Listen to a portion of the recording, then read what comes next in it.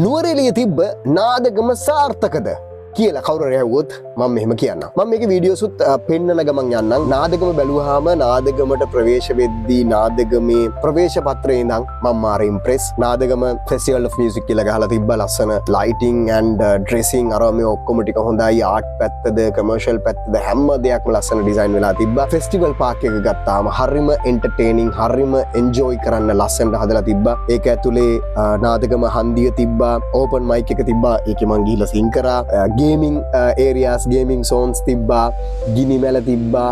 කන්න තැන් තිබ්බා. මේ ආදී වශයෙන් ගොඩාක් දේවල් තිබ්බා. අර ආතල් බයික්ස් තිබ්බා. මේ වගේ ගොඩාක් දේවල් ෆෙස්ටිවල් එක ඇතුලේ තිබ්බා. ෆෙස්ටිවල් පාක් එක ඇතුලේ තිබ්බා. ඊට පස්සේ ෆෙස්ටිවල් පාක් එකේ නාදගම හන්දිය රැට බලලා ඕපන් මයික් එකේ හවසට සින්දුවක් කියලා ඊට පස්සේ අර අනිත් ආතල් ටික අරගෙන ඇවිල්ලා ඊට පස්සේ පර්චසිං පැත්ත නැත්තං මේ මර්චන්ඩයිස් පැත්ත ගත්තාම අර ෂෝල් එක වගේ එක ෂෝල් එකද මොකක්ද ඒකට කියන්නේ ඒක ඊට පස්සේ ජර්සි එක නැත්තම් බ්ලැන්ක් මොනවාද ඒකට කියන්නේ ජර්සි එක කියලා කියමුකෝ අපි ජර්සි එක විවිධාකාර කියන්නේ මර්චන්ඩයිස් කරන්න තිබ්බ දේවල් හරිම ලස්සන විදිහට ඩිසයින් කරලා තිබ්බා ඊටත් වඩා මම අතිශය ආසම ඉවෙන්ට් එක බවට පත් වුණේ පළවෙනියටම අපි ගියේ ෆෙස්ටිවල් පාක් එකෙන් පස්සේ ඉවෙන්ට් එකක් හිටියට කැම්ප් ෆයර් එකට එදා ඩැඩිලා තමයි ප්ලේ කරේ උමාරත් එක්ක ඒක හරිම good feeling awesome වැඩක් බවට පත් වුණා උමාරක් හැමදාමත් උමාර සහ උමාරියා කියන්නේ අපිට වෝකල් පැත්තෙන් මැජිකල් වෝකල් දෙකක් උමාරක්ක දුන්න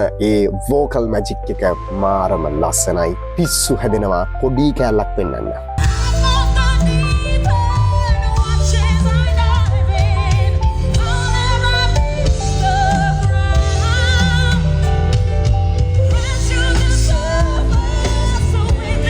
කොපිරයිට් අදින් හින්දා ඊට වඩා පෙන්වන්න බෑ. ඊට පස්සේ ඩැඩි බෑන්ඩ් එක ඒ දුන්න ආතල් එක ඒ ජෑමින් එක මාරම ආතල් මාරම වයිබි. හරි ඊට පස්සේ මම ටග් ගාලා මෙනවා විශේෂම එකක් පැත්තට ඇෆ්‍රොඩයිට් මල් කොල්ලේ. ඒ කියන්නේ මේ නවනගර ශාලාවේ නුවරඑළිය නගරනගර ශාලාවේ ඩ්‍රාමා තුනක් පෙන්නුවා. මට මතක හැටියට ඇෆ්‍රොඩයිට් මල් කොල්ලේ පිරිමියෙකුගෙන් පැමිණිල්ලක් සහ තව එකක් ඩ්‍රාමා එකක් සමාවෙන්න මං මේක දාන්නම් බැන එකේ මම මේ මතකයෙන් කියාගෙන යන්නේ ඩ්‍රාමා තුන මොනවාද කියලා. ওই ඩ්‍රාමා තුන තමයි පෙන්නුවේ. ඇෆ්‍රොඩයිට් මල් කොල්ලේ මට බලන්නම ඕනකමක් තිබ්බා. ඒකට හේතු කීපයක් තිබ්බා. එකක් චාන්දනී අක්කා, එකක් සුජානි මේනක අක්කා, එකක් අපේ උමාසේනි නංගි, ඊට පස්සේ සුපුරුදු පරිදි කෞශල්‍ය ෆර්නෑන්ඩෝ අක්කා. රයිට්. ඔන්න ඔය කට්ටිය හින්දා මට මේ ඩ්‍රාම එක බලන්න ඕන වුණා. මේක හරි මාතල් ඩ්‍රාම එකක් කියලා මට කොළඹදී අහන්න ලැබුණා. ඒ නිසා අපි මේ ඩ්‍රාම එක බලන්න ගියා. මෙන්න මේ විදිහට මම රස තැන් ටිකක් රෙකෝඩ් කරගත්තා.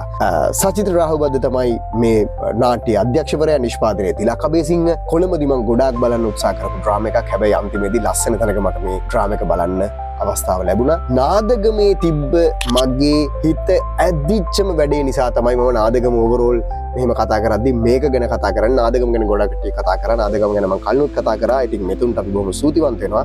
හැබැයි වැඩියෙන්ම මම මෙතුන්ට ස්තුතිවන්ත වෙන්නේ මේ ඩ්‍රාමා තුන ගෙනාපු එක ගැන. මේ ඩ්‍රාමා එක නම් මාරම ආතල් මාරම ඩෙප්ත් තියෙන ඩ්‍රාමා එකක් කිව්වොත් හරියටම හරි. මාර අර්ථ නිරූපණයන් තිබ්බ මාර යටිපෙලක් තිබ්බ ඩ්‍රාමා එකක් කිව්වොත් හරියටම හරි. ඔයාත් කොහෙදි හරි මේ ඩ්‍රාමා එක බලන්න අවස්ථාවක් අහු වුණොත් ඇෆ්‍රොඩයිට් මල් කොල්ලේ බලන්න. මට හයිලයිට් වෙච්ච කැරක්ටර්ස් කීපයක් තියෙනවා මේකේ. කෞශල්‍ය ෆර්නෑන්ඩෝ සුපුරුදු පරිදි මාර ආතල් එකක් දෙනවා.